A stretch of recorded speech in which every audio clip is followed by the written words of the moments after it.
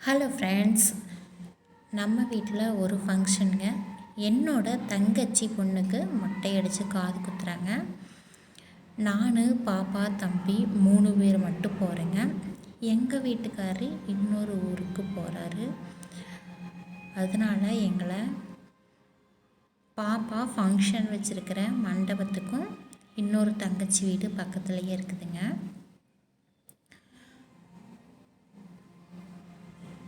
நான் போய் அந்த தங்கச்சி வீட்டில் தங்கிட்டு காலையில் போய்க்கலாம். எங்கள் ஊர்லேருந்து போனால் ஒரு 35 கிலோமீட்டருங்க. தங்கச்சி வீட்டுக்கும் மண்டபத்துக்கும் ஒரு 5 கிலோமீட்டர் தாங்க. அதனால் சரின்னு எங்கள் வீட்டுக்காரர் போகும்போது எங்களையும் அங்கே இறக்கி விட்டுட்டு போயிடுங்க, நாங்கள் காலையில் எப்படியோ ஆட்டோ பிடிச்சி கூட போய்க்குவோம் அப்படின்னு சொல்லி போயிட்டேங்க. 2 வீலரில் லிஃப்ட் கேட்டு கூட போய்க்கலாம் அப்படின்னு நினச்சி போயாச்சுங்க. இதுதாங்க நம்ம ஊர். நம்ம போகிற வழியெல்லாம் இப்படி தான் இருக்குங்க. 2 பக்கம் சைடு தென்னந்தோப்பு, மரம், செடி, கொடி, ஒரு வீடு இருக்குது. அப்புறம் கொஞ்சம் தூரம் போனால் ஒரு 4-5 வீடுகள் இருக்கும். அப்புறம் கொஞ்சம் தூரம் போனால் வீடுகள் இருக்கும். இப்படி தான் இருக்குங்க.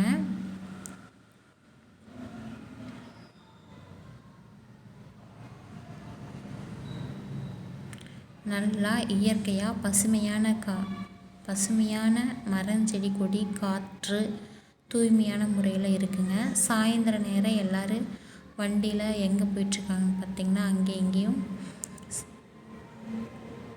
எல்லாருமே விவசாயம் தாங்க. ஆடு மாடு வச்சுருக்கறனால சாயந்தர நேரம் பால் கறந்து சொசைட்டியில் எடுத்து போய் பாலெல்லாம் ஊற்றிட்டு வருவாங்க. இப்போ நம்ம போயிட்டே இருக்கிற தூரங்கள் வரைக்கும் பார்த்திங்கன்னா 2 பக்கம் காடுகள் தான்.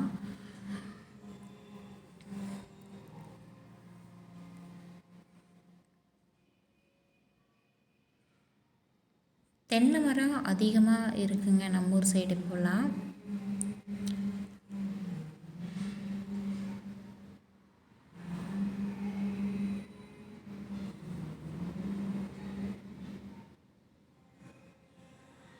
முதல்லாம் இதில் வரும்போது ரோடு இல்லைங்க, குண்டும் குழியுமாக இருக்குது. இந்த இடத்துல ஒரு பாலம் போகுதுங்க, நொய்யல் ஆறோட ஜாயிண்ட்டு பாலம் போட்டாங்க. ஆனால் முதல்ல கொஞ்சம் மண் ரோடாட்டிருக்குங்க, குண்டும் குழி, நகரவே முடியாது. இப்போ கொஞ்சம் நல்லா இருக்குங்க.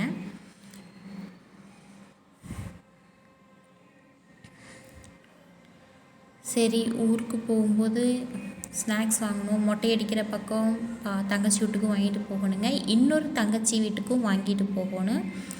பாப்பா கல்யாணம் ஆகி 6 மாதத்துக்கு மேலே ஆகுதுங்க. பாப்பா இப்போ மாதமாக இருக்கா. அவளுக்கு டைரி மில்க் தான் வேணும்னு சொன்னால், எனக்கு வேறு எதுவுமே சாப்பிட பிடிக்கலைனாங்க. இப்போ அந்த தங்கச்சி வீட்டுக்கு வந்தாச்சுங்க. அம்மாயி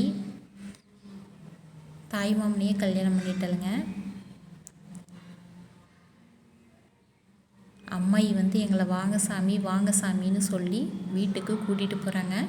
ரொம்ப காடுங்க. அங்கே 2-3 வீடு தான் இருக்குது. நாங்கள் கல்யாணம் பண்ணி மறுவீடு அழைப்புக்கு போகிறப்ப பக்கத்து வீடு வேலையாகிட்டு இருந்துச்சுங்க. இன்றைக்கி பார்த்தப்ப அந்த வீடு நல்லா ஜம்முன்னு சூப்பராக ரெடியாகி இருந்துச்சுங்க. அழகாக முன்னாடி யானைப்பட ஸ்டில்லெல்லாம் ஒட்டியிருந்தாங்க.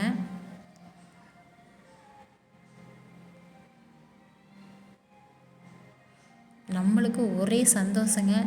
நல்லா காற்று, சிலுன்னு காற்று, இயற்கையான இடம், அவ்வளோ அழகாக இருந்துச்சுங்க. எங்களை இறக்கி விட்டுட்டு வீட்டுக்கு தண்ணி மட்டும் குடிச்சிட்டு அவர் கிளம்பிட்டாருங்க. நாங்களும் சரி பாய் சொல்லி அனுப்பிட்டு வந்தாச்சுங்க. தங்கச்சி டீ வச்சுட்டு இருந்தாங்க. நானும் ஷேமும் இந்த கொட்டுக்கு அந்த கொட்டுக்கு போய் சுற்றி பார்த்தேங்க. சேவல் அணையிறதுக்காக பக்கத்து வீட்டுக்காரரு சேவலை துரத்திட்டு வந்துட்டு இருந்தாருங்க. நான் வேறு குறுக்கால போயிட்டேங்க. குத்திரும் பாப்பா, தள்ளிக்கன்னு சொன்னாங்க. நான் எங்கள் வீட்டுக்காரர் கிளம்புறாரே பாய் சொல்லலான்ட்டு வந்தேங்க. பாய் சொல்லி அவர் கிளம்பிட்டாருங்க. அவர் குஜிலியாம்பாறை போகணும்னு கிளம்பிட்டாருங்க. அமைதியான இடங்க. எந்த ஒரு வண்டி, வாகனம், சத்தம், இரைச்சல் எதுவுமே இல்லைங்க. ரொம்ப அமைதியாக இருந்துச்சுங்க. சுற்றி வர பயங்கரமான காடுங்க. முள்ளுவேலி மரம் அதிகமாக இருந்துச்சுங்க. முள்ளுவேலி மரம் இருந்தால் கொஞ்சம் மழை வர்றது சிரமம்னு சொல்லுவாங்க. இந்த வீட்டில் யானை ஃபோட்டோ ஒட்டியிருந்தாங்க. இது பாப்பாவோட மச்சாண்டார் வீடு தாங்க. நைட்டு ஒரு 8 மணியாட்ட வீடியோ எடுத்துகிட்டு இருந்தேங்க. நல்லா இருட்டுங்க, பயங்கரமான இருட்டு.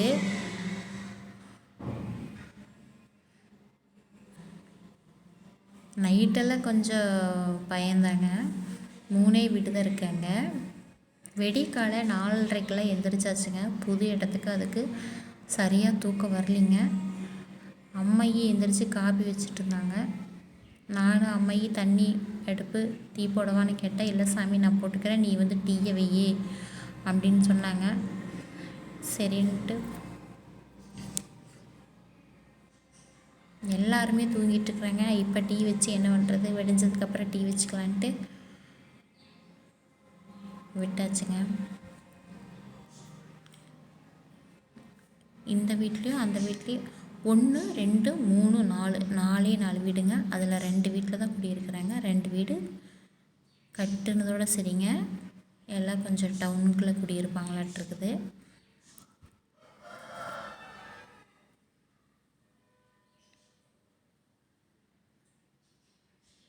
நானும் டீ போட்டுட்டு எல்லாத்தையும் எழுப்பி பார்த்தேங்க.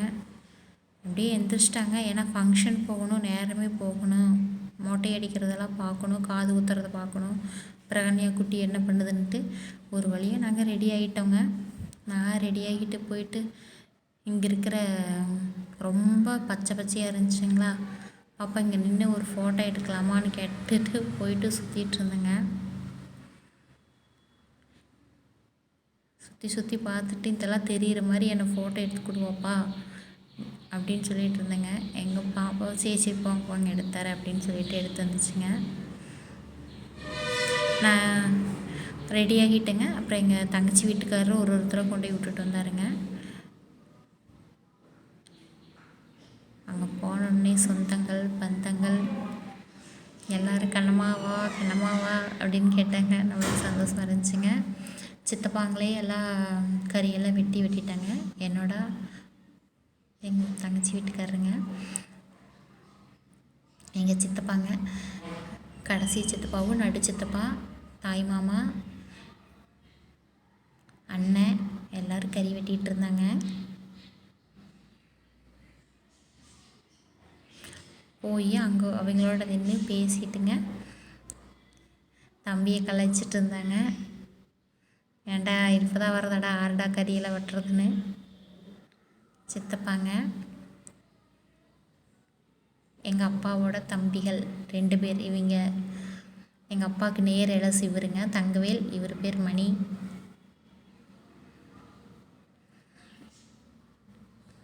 மாமா அண்ணன்.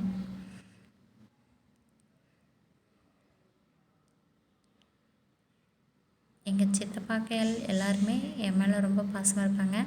ஏன்னா நான் மூத்த அண்ணாவோட பொண்ணுங்க. எங்கள் வீட்டோட முதல் பொண்ணு நானுங்க. அதனால் எல்லாருக்குமே என் மேலே கொஞ்சம் பாசம் தாங்க.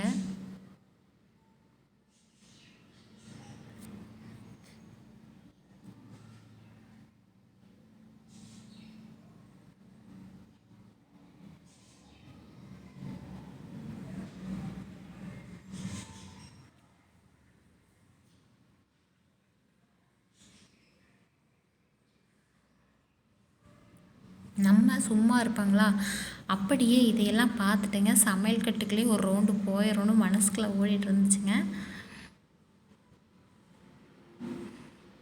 தங்கச்சி இங்கே ஏக்கா நின்றுட்டுருக்குறேன், வாங்க அங்கே போய் கொறானா என் தம்பிங்க மொட்டை அடிச்சுட்டு வந்திருந்தா.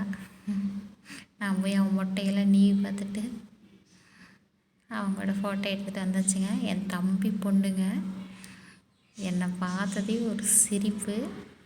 வாய் சொல்லிவிட்டு என்னை பக்கத்துலேயே உட்காருங்க நான் சாப்பிட வரைக்கும்னு சொல்லிடுச்சுங்க. பேர் இதழ்யா.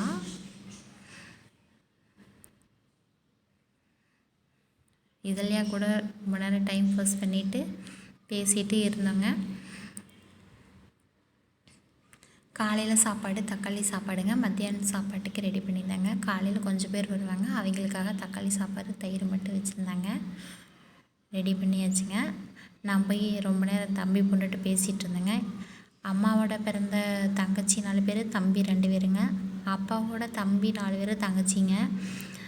இந்த 4 பேர்த்து அப்பாவோட பிறந்த தம்பி அண்ணன் தம்பி 4 பேருங்க. 4 பேர்த்து வீட்லேயுமே பையன் பொண்ணு. ஒரு சித்தப்பா வீட்டில் 2 பொண்ணுங்க, ஒரு அண்ணன், 3 தம்பி. சித்தி வீட்டு சைடில் பார்த்திங்கன்னா அதேமாதிரி தம்பிக நிறைய பேர் இருந்தாங்க. எங்கள் தம்பி சம்சாரம். சரி அழகாக இருக்குது பேபின்னு சொன்னேங்க.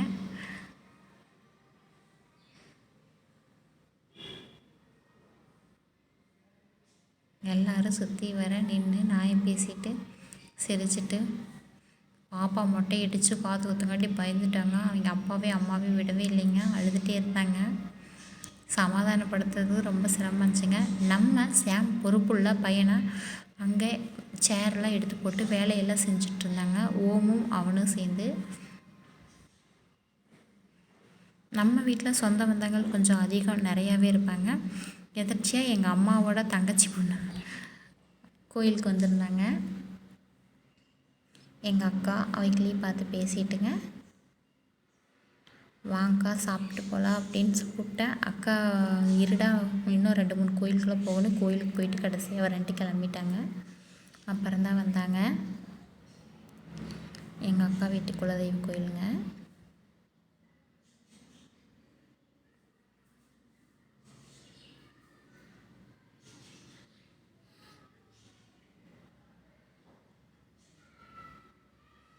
இங்கே போய் நின்றுட்டு சித்தப்பாலாம் கறி வெட்டுறதை பார்த்துட்டு பேசிகிட்டு இருந்தேங்க. எங்கள் அப்பா வரலிங்க. எங்கள் அப்பா அண்ணன், அண்ணி, அண்ணன் பசங்க, அம்மா இவங்கெல்லாம் தான் பஸ்ஸில் வந்துட்டாங்க. அப்பா கொஞ்சம் வீட்டில் இருந்து வேலையை நான் பார்த்துக்கிறேன், நீங்களாம் போயிட்டு வாங்கன்ட்டாருங்க. அவருக்கு ஏதோ வேலை அதிகமாக இருக்குன்ட்டு வரலைங்க.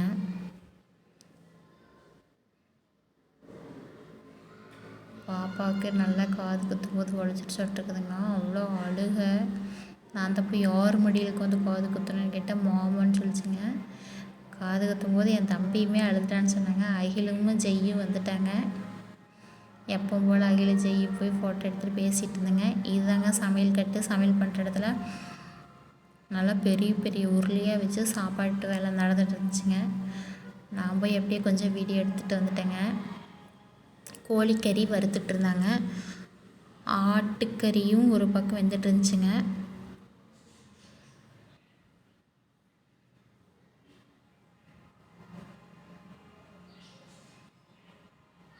வெளியில் குழந்தைகள்லாம் அங்கங்கே நின்று விளையாடிட்டு இருந்தாங்க.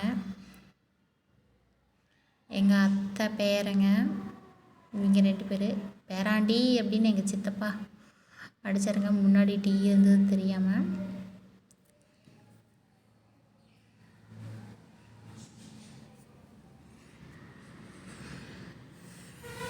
எல்லோரும் ஜாலியாக உட்காந்து சொந்த பந்தங்களுடன் ஒரு நாள் நல்லா ஜாலியாக உட்காந்து சிரித்து நாயம் பேசி. எங்கள் அக்கா பசங்க 2 பேருங்க, யஷ்வந்த், பத்மேஷ், எங்கள் அண்ணன் புள்ள.